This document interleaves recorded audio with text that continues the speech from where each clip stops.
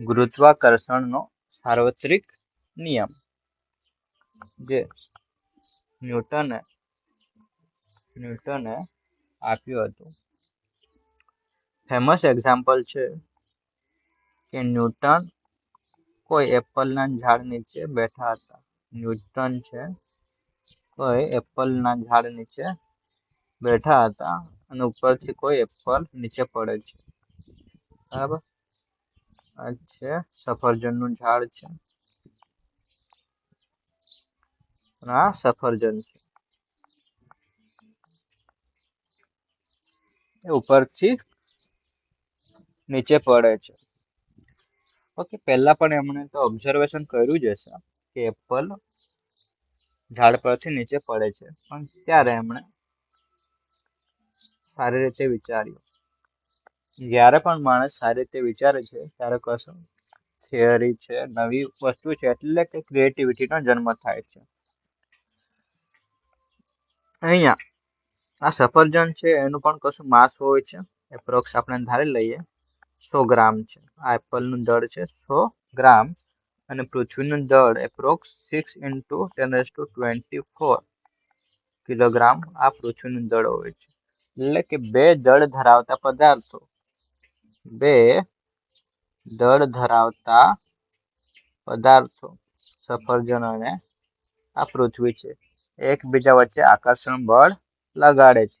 અહીંયા પૃથ્વીનું દળ વધારે છે અને સફરજનનું દળ ઓછું છે, તેથી પૃથ્વીએ સફરજન પર આકર્ષી બળ લગાડે છે, નીચેની તરફ પોતાની તરફ ખેંચે છે અને આપણે કહીએ છીએ આકર્ષી બળ. ગુરુત્વાકર્ષણ બળ એ ઓલવેઝ આકર્ષી પ્રકારનું હોય છે. આકર્ષી પ્રકારનું હોય છે, અપાકર્ષી પ્રકારનું હોતું નથી. જેમ કે મેગ્નેટ હોય છે N અને S. મેગ્નેટના N અને S છેડા વચ્ચે આકર્ષી બળ લાગે છે. જ્યારે સમાન ધ્રુવ હોય તો એ અપાકર્ષી બળ લાગે છે. અપાકર્ષી બળ લાગે છે. ચુંબક હોય છે એમની વચ્ચે કાં તો આકર્ષી બળ લાગશે અથવા અપાકર્ષી બળ લાગે છે, પણ ગુરુત્વાકર્ષણ બળમાં આવું નથી. એમ ફક્ત આકર્ષી પ્રકારનું બળ લાગે છે અને એ ફક્ત દળ ધરાવતા પદાર્થો વચ્ચે લાગે છે. બીજું કે આ છે સાર્વત્રિક નિયમ. સાર્વત્રિકને ઇંગ્લિશમાં કહેવાય છે યુનિવર્સલ. એટલે બ્રહ્માંડમાં ગમે ત્યાં જશો આ જે નિયમ છે આ વેલિડ છે. બ્રહ્માંડના કયા પણ ખૂણે જશો આ નિયમ વેલિડ છે, એટલે એને કહેવાય છે સાર્વત્રિક નિયમ. હવે એનું સ્ટેટમેન્ટ જોઈએ, વ્યાખ્યા જોઈએ.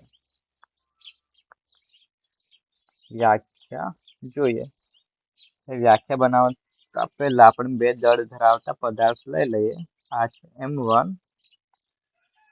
આ છે M2. બે દળ ધરાવતા પદાર્થો છે અને એમની વચ્ચેનું અંતર છે R જેટલું છે. તો ન્યૂટને એ પ્રમાણે વ્યાખ્યા આપી કે બે દળ ધરાવતા પદાર્થો બે દળ ધરાવતા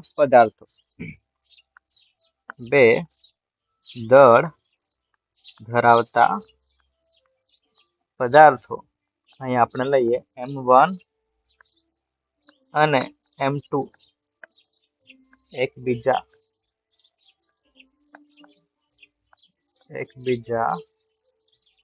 પર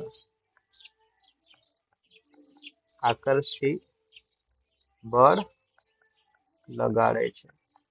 બે દળ ધરાવતા પદાર્થો M1 અને M2 એકબીજા વચ્ચે આકર્ષી બળ લગાડે છે. આ બળ તેમના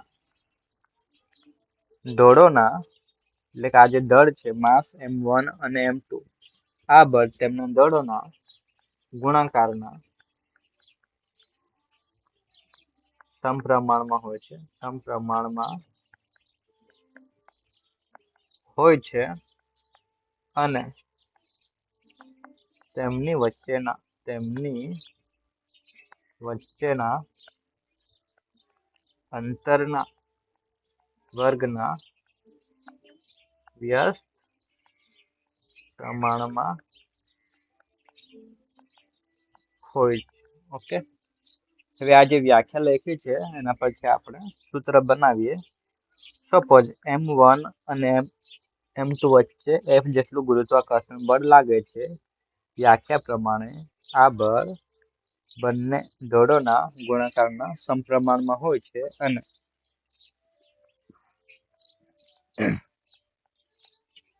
તેમની વચ્ચેના અંતરના વર્ગના વ્યસ્ત પ્રમાણમાં હોય છે. ઓકે, હવે આ બંને ઇક્વેશન આપણે આ પ્રમાણે લખી શકીએ. M1 M2 ભાગ્યા R². ઓકે,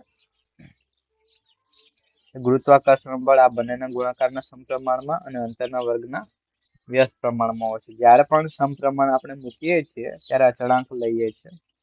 અહીંયા કેપિટલ G એ ગુરુત્વાકર્ષણનો સાર્વત્રિક નિયમ છે, એનો અચળાંક છે. બરાબર, G વડે દર્શાવાય છે. G નું મૂલ્ય 6.67 10⁻⁻11 ન્યૂટન મીટર સ્ક્વેર પર કિલોગ્રામ સ્ક્વેર છે. બરાબર, આ છે G ની વેલ્યુ.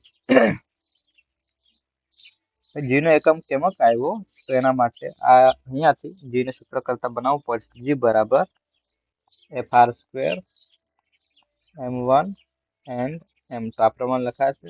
R² અહીંયા ઉપર જશે અને M1 M2 નીચે જશે. તો અહીંયાથી બળનો એકમ છે ન્યૂટન, અંતરનો એકમ છે અહીંયા સ્ક્વેર તો મીટર સ્ક્વેર, દળ છે એકમ કિલોગ્રામ, પણ બે છે તો કિલોગ્રામ સ્ક્વેર થઈ ગયું. આ પ્રમાણે એનું એકમ બને છે. અને આ જે વેલ્યુ છે ગુરુત્વાકર્ષણનો સાર્વત્રિક અચળાંક G, એની વેલ્યુ કેવેન્ડિશે આપી હતી. કેવેન્ડિશે આ વેલ્યુ પ્રેક્ટિકલ મેજર કરી હતી. હવે આ નિયમને આપણે સદિશ સ્વરૂપે લખીએ. સદિશ સ્વરૂપ. ઓકે, આ જે ફોર્મ્યુલા છે આ ફોર્મ્યુલા છે એના પરથી જ આવે છે, પણ આપણે ખાલી વેક્ટર ફોર્મમાં લખવું પડશે. માની લઈએ આ છે કોઈ દળ 1 અને આ છે દળ 2, નામ આપેલા છે 1 2. તો બે દળ વચ્ચે શું લાગે છે? ગુરુત્વાકર્ષણ બળ લગાડશે. 2 છે એક પર આ તરફ બળ લગાડશે. બરાબર, આ 2 છે એક પર આ દિશામાં બળ લગાડશે, એટલે કે 2 ને લીધે એક પર લાગતું બળ. આ 2 ને લીધે એક પર લાગતું બળ આ પ્રમાણે લખાય. બરાબર, એ જ પ્રમાણે આ 1 ને લીધે 2 પર લાગતું બળ આ તરફ હશે 2 1. આપણે એક જ લાઈનમાં અહીંયા દર્શાવી શકીએ જેથી કોન્ટ્રાડિક્શન ન પેદા થાય. આ પ્રમાણે લખીએ. આ લખીએ F12 કેમ કે એક જ લાઈનમાં હોય છે. આ છે F21 1 છે અને આયરો 2 છે. બીજા દ્વારા એક પર લાગતું બળ આ તરફ હશે અને પહેલા દ્વારા બીજા પર લાગતું બળ આ તરફ હશે. એટલે આકર્ષિત પ્રકારનું છે ને, આકર્ષિત પ્રકારનું છે.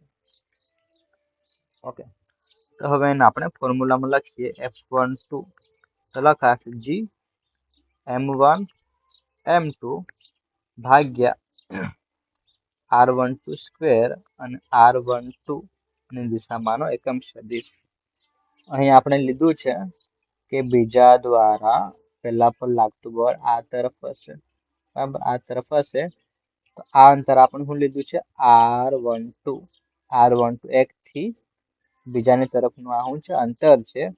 અને આ જે બળની ડાયરેક્શનમાંનો એકમ સદિશ આયરો છે. ઓકે, આ ડાયરેક્શનમાં બળ લાગે છે ને, પહેલા પર આ દિશામાં બળ લાગે છે તો એની દિશામાંનો આ એકમ સદિશ છે. એ જ પ્રમાણે પહેલા દ્વારા એક પર લાગતું બળ, બરાબર, ને લખાય G M1 M2 R21 square અને R21 કેપ. ઓકે, આ છે કઈ દિશામાં બળ લાગે છે? આયરું આ દિશામાં બળ લાગે છે ને, બીજા પર આ દિશામાં બળ લાગે છે તો એમની દિશામાંનો આ છે એકમ સદિશ. હવે આ જે બળ છે એ સમાન મૂલ્યના હશે. આ બળ અને આ બળ સમાન મૂલ્યનું હશે પણ પરસ્પર વિરુદ્ધ દિશામાં છે, એક ડાયરેક્શનમાં નથી. બંને બળ એક ડાયરેક્શનમાં તો લાગતા નથી, હે ને? એક બળ આ ડાયરેક્શનમાં લાગે છે, એક બળ આ ડાયરેક્શનમાં લાગે છે. તો કેવા છે? સમાન મૂલ્યના હશે અને પરસ્પર વિરુદ્ધ દિશામાં હશે.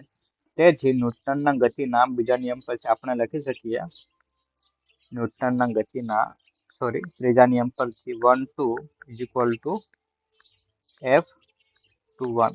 આથી ન્યૂટનના ગતિના ત્રીજા નિયમ પરથી આપણે લખી શકીએ કે એક પદાર્થ બીજા પર જેટલું બળ લગાડશે એટલું જ બળ બીજો પદાર્થ પહેલા પર લગાડશે.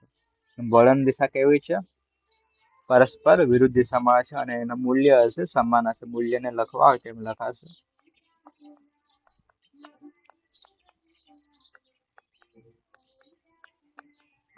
કેમ કે ખાલી ડાયરેક્શન અલગ છે, બાકી મૂલ્ય તો સમાન જ રહેશે.